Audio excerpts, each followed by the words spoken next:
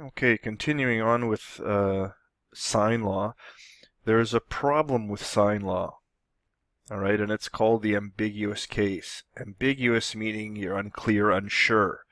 There's a situation with the sine law where we're not sure what's happening, and that's why we call it an ambiguous case. Okay, so let's read. The ambiguous case of the sine law may occur when you are given two side lengths and the measure of an angle that is opposite one of these sides. If the side, here's the key, if the side across from the angle is smaller than the other side, you have an ambiguous case. Okay, so let's look at this situation.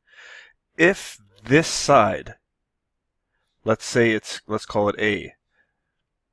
If A is less than B, you have an ambiguous case. Ambiguous means we're not quite sure what's going on. Okay, and we're going to talk about how to deal with that. All right, depending on the measure of the given angle and the lengths of the given sides, you may need to construct and solve no triangle, one triangle, or two. This is why it's an ambiguous case. We're not sure if there are one, two, or no triangles. Okay, so let's see what would happen. Here's an example, triangle ABC.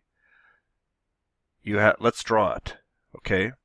And what I would do when I'm doing this, I'm going to get used to drawing the angle C that we're given. I'm going to draw it in this corner.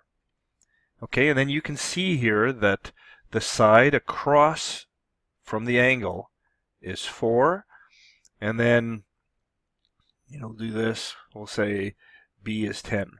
Now before I even draw it, you should recognize that the side across from the given angle, C, is less than B. What does this tell you? This tells you it's ambiguous. In other words, I don't know if there is one triangle, two triangles, or no triangle. How do I know? You don't by looking at it. Okay, but we can start by setting up the sine law.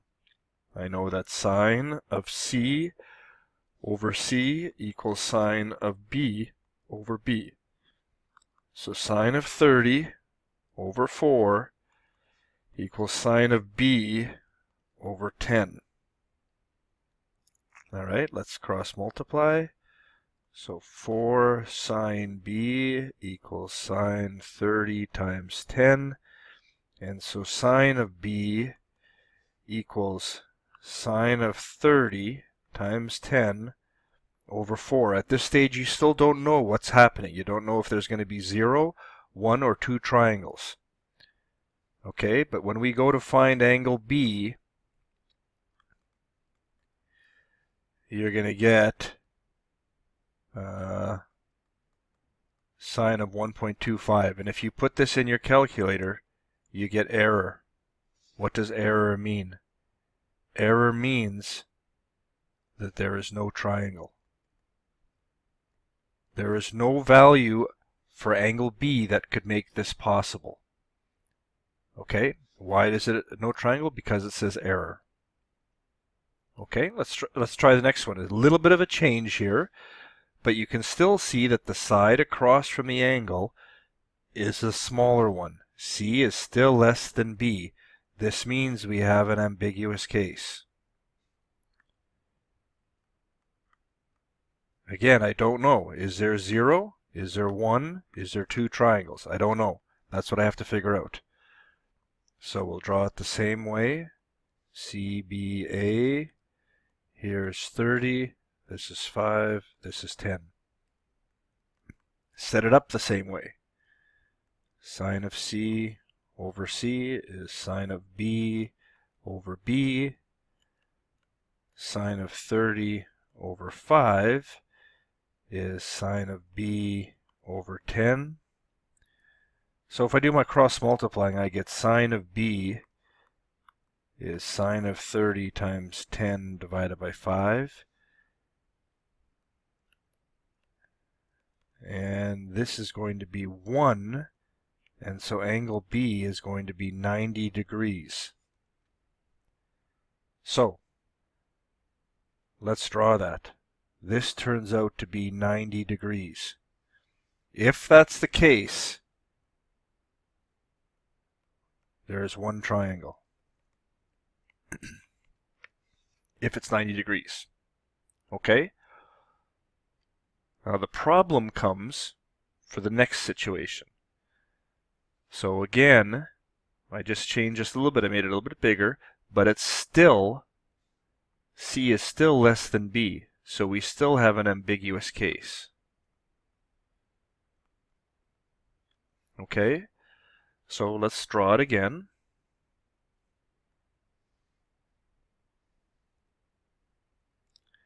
That's not very nice. There. C, here's 30, here's 6, here's 10. Okay, and if we solve, we're going to go sine of C over C, sine of B over B. We're doing this the same every time. Again, we recognize it's ambiguous. We try to solve it. Let's see what happens.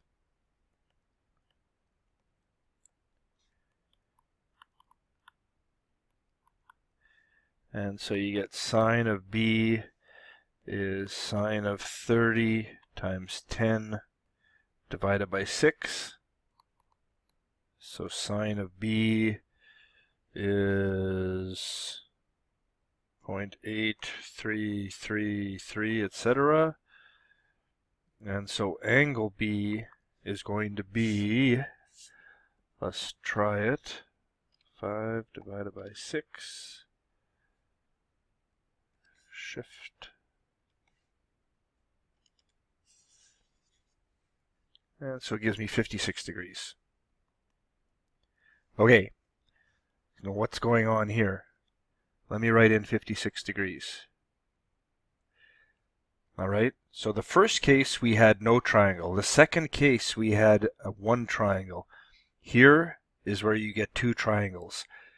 Because you don't know if this length 6 was where I drew it, or if it was here. Because that would also make a triangle. Okay, let me draw that second triangle. So that second triangle looks like this.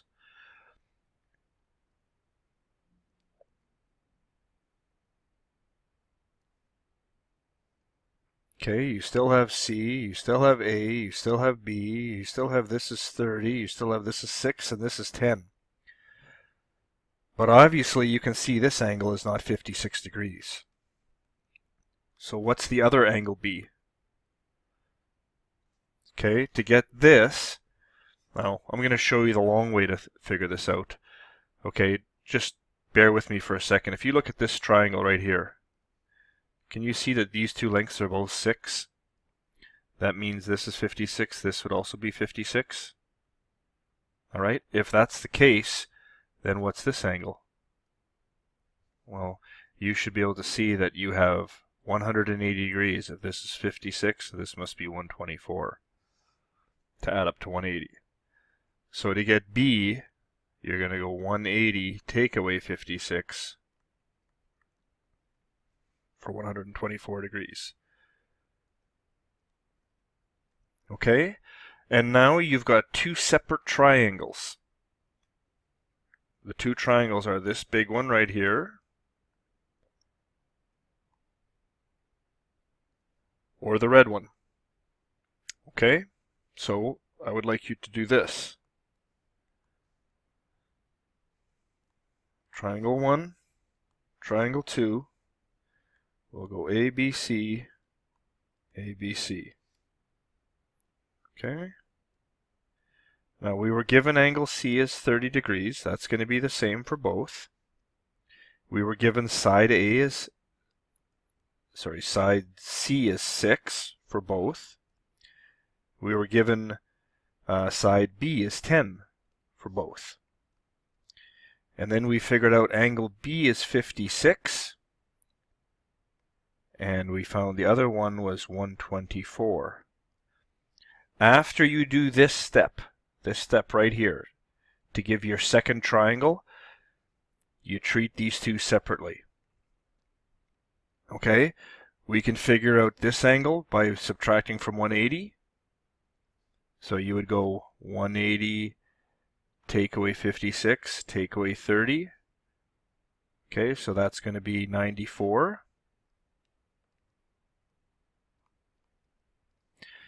Or we could do the other one. This would be 180, take away 124, take away 30. Okay, so the other one would be 26. Okay, how do you get side A? Well, for the green triangle, if we want to find side A, let's compare it to sine A, and then we'll use side C and sine C again. So A over sine of 94 equals 6 over sine of 30. So A is sine of 94 times 6 divided by sine of 30. So let's figure that out.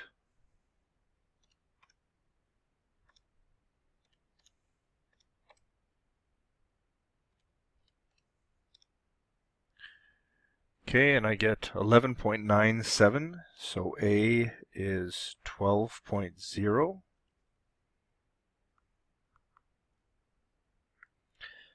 And then let's figure out the other A.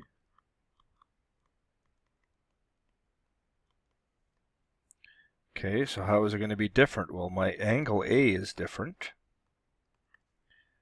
but the C is the same because that's information that was given to us.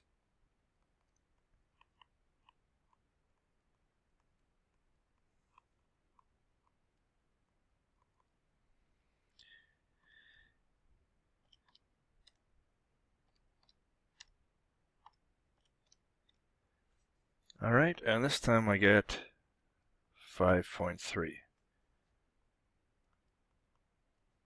All right, so this is one triangle, this is a second triangle. Okay, that's your ambiguous case. So you got three situations, 0, 1, or 2 triangles. This last case, take a look.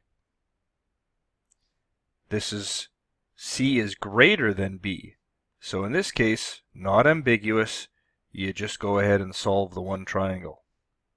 Okay? There will always be one triangle. Okay? So, let's try a couple. I would like you to actually do these for homework.